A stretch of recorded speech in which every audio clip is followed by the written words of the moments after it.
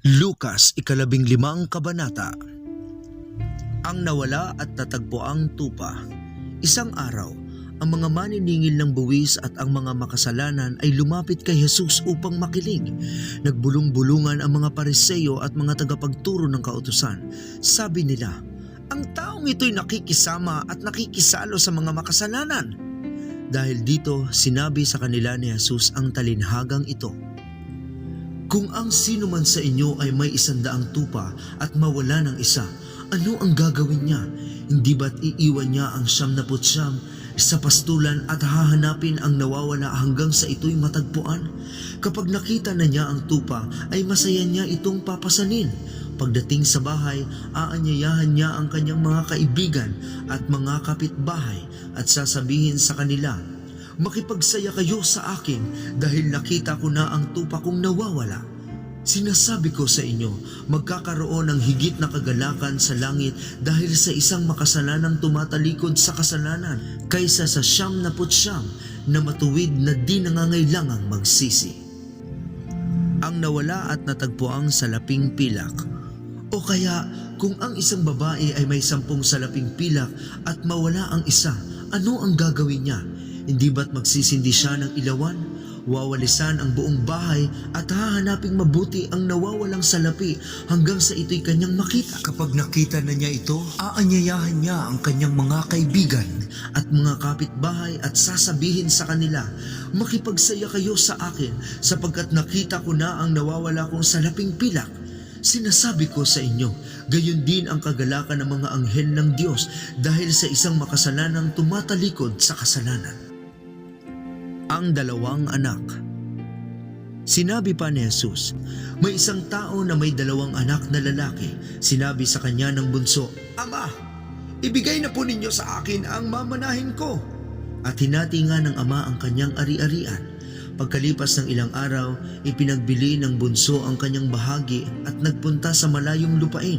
Nilustay niya roon sa mga bisyo ang lahat niyang kayamanan. Nang maubos na ito, nagkaroon ng matinding tagutom sa lupaing iyon, kaya't siya'y nagsimulang maghirap. Namasukan siya sa isang taga roon at siya'y pinagtrabaho nito sa isang babuyan.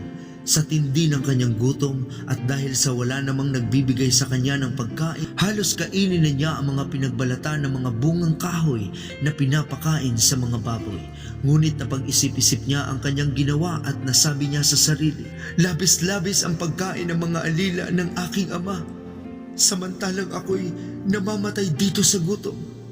Babalik ako sa aking ama at sasabihin ko sa kanya, Ama, nagkasala po ako sa Diyos at sa inyo. Hindi na po ako karapat-dapat na tawaging anak ninyo. Ibilang na lamang ninyo akong isa sa inyong mga alila. At siya'y nagpasyang umuwi sa kanila.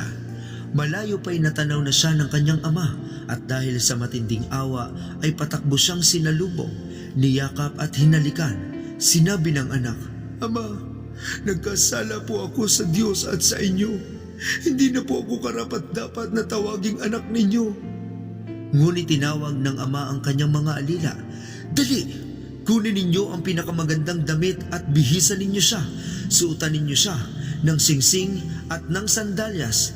Katayin ninyo ang pinatabang guya at tayo'y kumain at magdiwang sapagkat ang anak kong ito ay namatay na. Ngunit siya ay nabuhay, nawala, ngunit muling natagpuan at sila nga'y nagdiwang. Nasa bukid noon ang anak na panganay.